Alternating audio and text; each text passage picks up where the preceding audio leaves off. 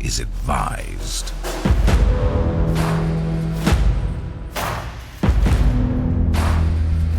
This is 10-Minute Murder.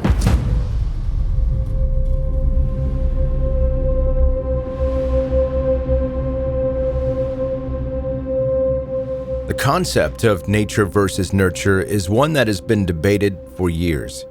Are people taught to be evil, or are they born that way? George Joseph Smith was born on January 11, 1872, in London. At 9 years old, he was sent to a reformatory for his behavior.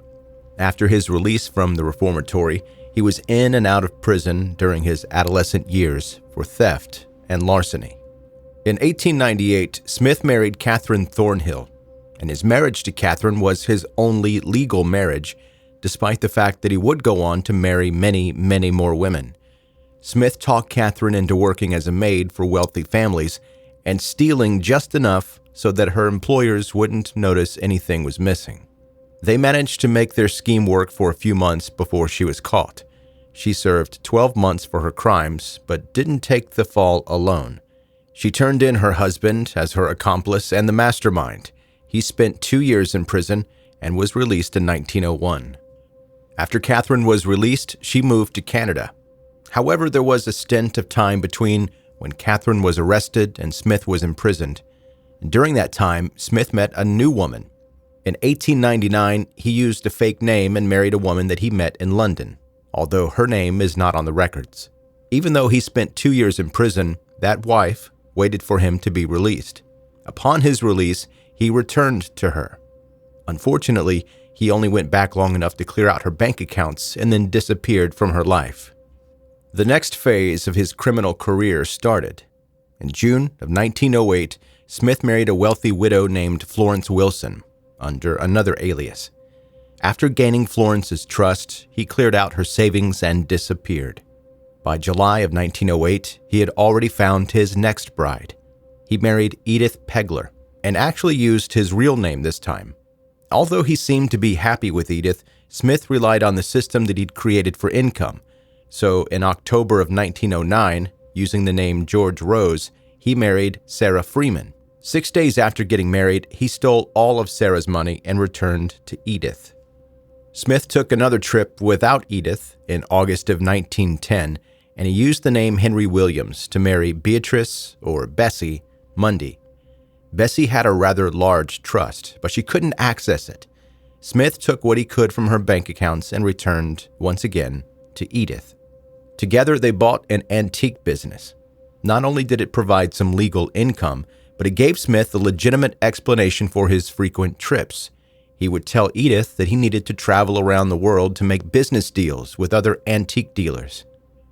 George Joseph Smith must have been a pretty smooth talker, because he convinced Bessie to take him back in May of 1912.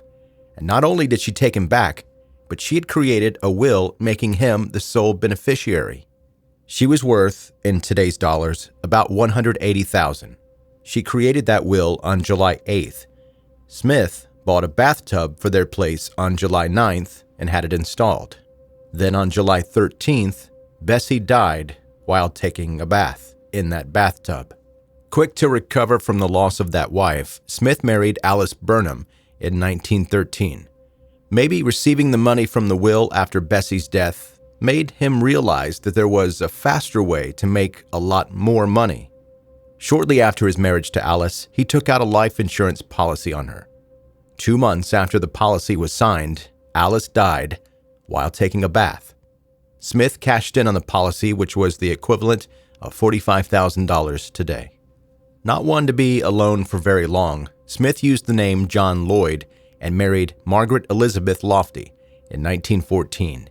They looked at a couple of places and then they found one that they wanted to rent. Smith took out a life insurance policy on Margaret for what would today be $63,000. 2 weeks later, she died while taking a bath. A paper named News of the World picked up on the story of Margaret Lofty and ran a report about the woman that died mysteriously in her tub. Soon after, Inspector Arthur Neal of the Scotland Yard found a letter on the desk of Joseph Crossley, and Crossley was a landlord from Blackpool. His letter contained 2 clippings. One was an article from the News of the World about Margaret's death. The other was a coroner's inquest into the death of Alice Burnham. Crossley owned the house where Alice died. He noticed that there were several similarities between the deaths. Intrigued by the letter, Neil started to look into the cases. He talked to the responding officer at Alice's case. The officer said that he found it odd that the husband didn't seem very upset about finding his wife dead in the bathtub. He also said that the tub was pretty small for a woman to accidentally drown in it. He talked to Crossley, who said that not only did Smith not seem upset, he said, quote, "When they are dead, as if it was just a matter of fact. Even though Smith had received money after Alice's death, he spent as little on the burial as he possibly could, placing her in a common grave." Neil also looked into Margaret Lofty's case. She had married John Lloyd the day before she died. He had talked to several of the local landlords and found out the soon-to-be husband, at that time, was only interested in apartments that had bathtubs. John Lloyd had also complained about the cost of Margaret's burial and went with the cheapest options available. Neil had a feeling that the crimes were connected, but he needed to find proof. On February 1st, 1915, Neil located John Lloyd on the way to collect life insurance money for Margaret. He took him into custody for questioning. Lloyd admitted that his real name was George Smith. That was the name of Alice Burnham's husband. Now Neil could connect Smith to both women. Smith maintained the story that he was in fact married to both women, but just an unlucky widower. Neil was able to charge Smith with making a false entry of marriage since he had used a fake name when he married Margaret. With Smith in custody, Neil continued to look for more evidence to charge him with the other crimes. He read over the original coroner's reports, and they both stated accidental deaths. It was also noted that the husband claimed that the women felt unwell shortly before the deaths. Neil had Margaret's body exhumed for another autopsy. He thought perhaps the women had been poisoned before entering the bath. He looked for the best pathologist in England to examine the body. He found a man named Bernard Spilsbury. Spilsbury also wanted to exhume Alice's body. They even brought in the bathtubs to examine. Eventually, they learned about Bessie and exhumed her as well. After examining all of the bodies, Spilsbury found no signs of poison or any other foul play, although that also ruled out the theory the women had seizures or fainted, since there were no signs of bruising from a fall.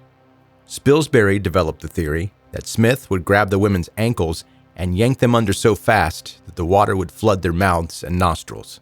They wouldn't immediately be able to respond due to the shock from the sudden intake of water and lose consciousness in a matter of minutes, ultimately leading to death by drowning.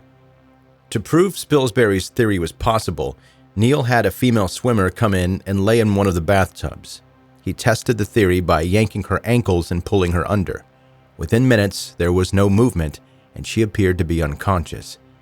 They immediately pulled her limp body out of the tub. It took almost half an hour to resuscitate her. The unorthodox experiment had proven the theory could hold up in court, but it was also a horrifying experience for those involved because they thought they had just killed this woman that volunteered to take part in this experiment. After recovering, the experienced swimmer said she felt the water rushing up her nostrils and didn't remember anything else until she woke up and saw anxious faces standing over her. Neil realized that Smith had married 3 women, moved them to places where no one knew them, and then would take them to a doctor to make it seem like they had a history of headaches or fainting. All 3 women listed him as sole beneficiary on a will or life insurance policy, and he was the one to find them all dead. Neil believed that Smith had murdered his wives and that he could now convince a jury how he did it. The trial for murder started on June 22, 1915. George Smith was convicted by a jury and sentenced to death on July 1st. On August 13th, the 43-year-old was hung at the Maidstone prison. His trial was one of the earliest instances where the idea of a systematic killer had been allowed to be discussed in court. The press called the crimes brides in the bath. The case cemented Spilsbury's reputation as one of Britain's greatest pathologists, and Neil became one of the most famous detectives in Scotland Yard. George Smith is remembered as a vicious predator of women. He quickly gained their trust, and just as fast, he took their fortunes, and sometimes their lives. He married at least 8 women, but only the first was a legal marriage. The only marriage that seemed to matter to him was the one to Edith. He actually wrote Edith a letter right before his hanging, even though she testified in court against him. She testified to how often he was away, but always came back with plenty of money. Maybe George Smith actually cared for Edith in some twisted way. She said he once told her to be very careful while taking a bath. Women often lost their lives from fainting while in the bathtub.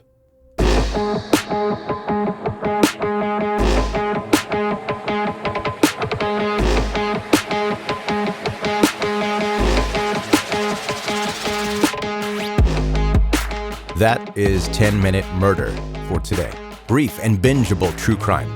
My name is Joe, I'm the host, and thank you so much for listening. If you're new, welcome.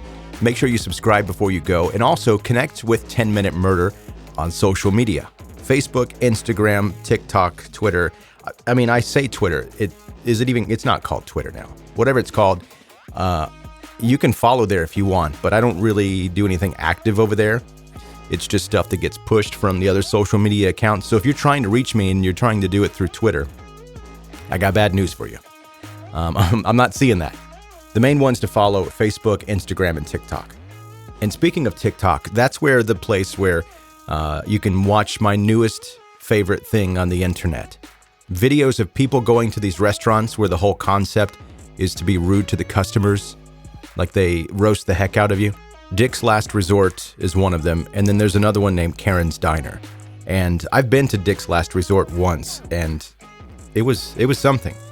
Listen, these people that walk in expecting Applebee's or Chili's or whatever, and they are immediately roasted. I can't get enough of it. It's so funny to me, especially if it's like an older lady, and usually without fail, her mouth will just drop open. She cannot believe that she's being talked to in the way that she's being talked to.